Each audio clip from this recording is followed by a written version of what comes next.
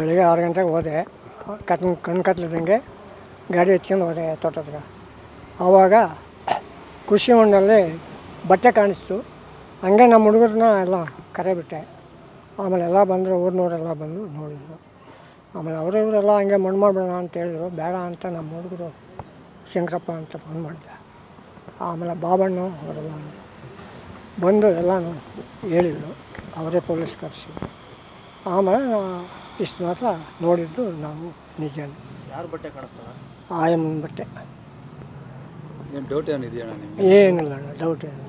ಯಾರನ್ನ ಹೊಡೆದ್ರು? ಇಲ್ಲ ಅಣ್ಣ, ನಮ್ಮೂರಲ್ಲಿ ಯಾವ ಕೃಷಿ ಹೊಂಡಲ್ಲಿ ಜಾರಿ ಬಿದ್ದೋಗ್ಬಿಟ್ಲು ಏನೋ ಅಂತ ಗೊತ್ತೇ ಇಲ್ಲ. ಕೃಷಿ ಹೊಂಡಲ್ಲಿ ಮಗುನೂ ಇದೆಯಾ? ಮಗುನು ಇಬ್ಬರು ಬಿದ್ದೋಗ್ಬಿಟ್ಟು.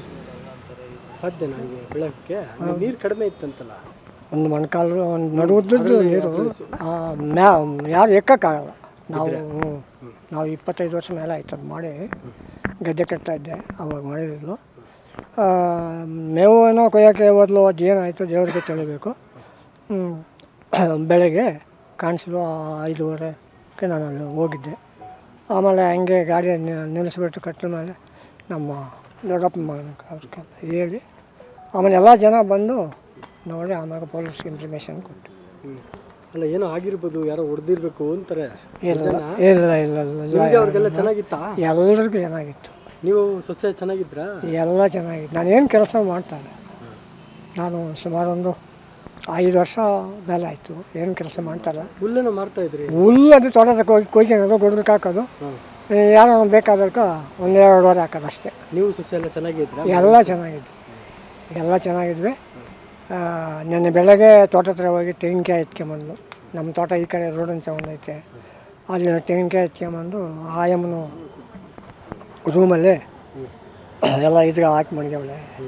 ಅವು ಕೂಡ ನಾವು ಏನು ತಲೆ ಕೆಡ್ಸ್ಕೊಳಕ್ಕೆ ಹೋಗುತ್ತಾ ಎಲ್ಲ ಅವರೇ, ನಾವೇನು ಇರ್ತಾರಲ್ಲ ಆಯಮ್ಮನೆ. ಅಲ್ಲ, ಅದರಲ್ಲಿ ಬೀಳಕ್ಕಾಗಲ್ಲ, ಯಾರೋ ಇಲ್ಲ ಸುಳ್ಳು ಏನಿಲ್ಲ ಅಂತದ್ದು ಏನು ಗಲಾಟೆ ಇಲ್ಲ. ನಮ್ಮ ಅಣ್ಣನ ಮಗಂದು ಮದುವೆ ಇತ್ತು ಮೊನ್ನೆ 3 ದಿನದಲ್ಲಿ. ಆ ಮದುವೆಗೆಲ್ಲ ಹೋಗಿದ್ರು, ಇವರು ಹೋಗಿದ್ರು. ಅದೇ ಕಾರ್ ಬಂತಲ್ಲ ಹುಡುಗನು